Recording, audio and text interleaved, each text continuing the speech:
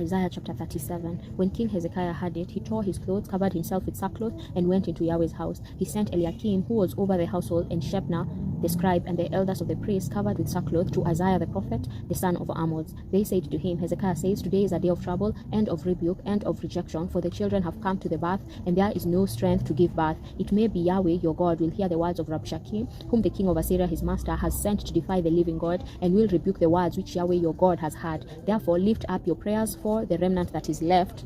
So the servants of King Hezekiah came to Isaiah. Isaiah said to them, Tell your master, Yahweh says, Don't be afraid of the words that you have heard, with which the servants of the king of Assyria have blasphemed me. Behold, I will put a spirit in him, and he will hear news, and will return to his own land.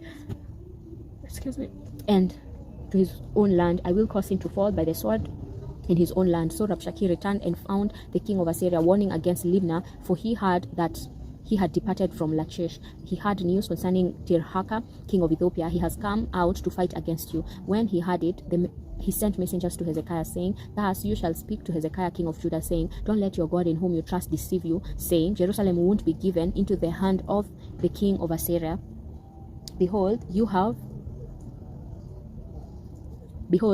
verse 11,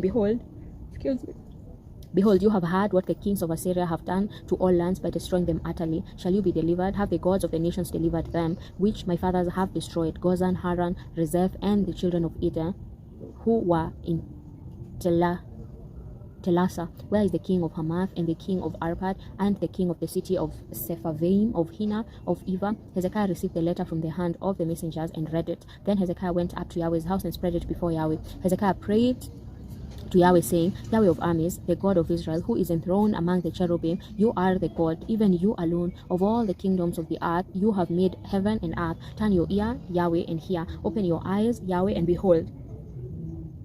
Hear all of the words of Sennacherib, who has sent to defy the living God. Truly, Yahweh, the kings of Assyria have destroyed all the countries and their land, and have cast their gods into fire, for they were no gods, but the work of men's hands, wood and stone. Therefore they have destroyed them. Now therefore, Yahweh our God, save us from his hand, that all the kingdoms of the earth may know that you are Yahweh, even you only. Then Isaiah the son of Amoz sent to Hezekiah, saying, Yahweh the God of Israel says, Because you have prayed to me against Sennacherib king of Assyria, this is the word which Yahweh has spoken concerning him. The virgin daughter of Zion has despised you and ridiculed you. The daughter of Jerusalem has shaken her head at you. Whom have you defied and blasphemed? Against whom have you exalted your voice and lifted up your eyes on high? Against the Holy One of Israel. By your servants you have defied the Lord, and have said, With the multitude of my chariots I have come up to the height of the mountains, to the innermost parts of Lebanon. I will cut down its tall cedars and its choice cypress trees. I will enter into its farthest height, the forest of its fruitful field. I have dug and drunk water, and with the sole of my feet I will dry up all the rivers of Egypt.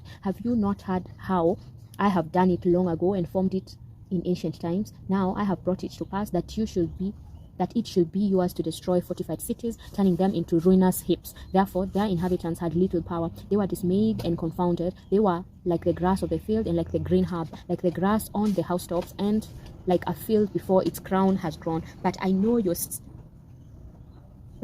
sitting down, you're going out, you're coming in, and you're raging against me. Because of your raging against me, and because of your arrogance has come up into my ears, therefore I will put my hook in your nose and my bridle in your lips, and I will turn you back by the way by which you came. This shall be the sign to you. You will eat this year that which grows of itself, and in the second year that which springs from it, and in the third year sow and reap and plant vineyards and eat their fruit.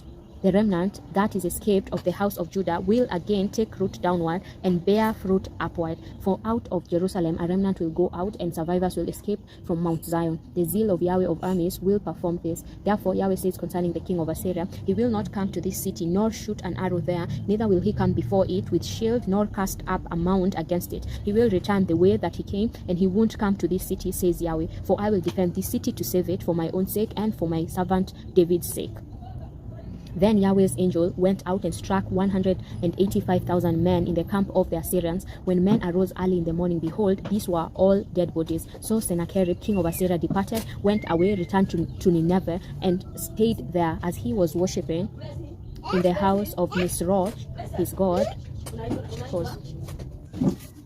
Verse 38, as he was worshipping in the house of Nisroch his god, Adramelech and Sharezer, his sons, struck him with a sword, and they escaped into the land of Ararat. Esarhaddon, his son, reigned in his place. Amen.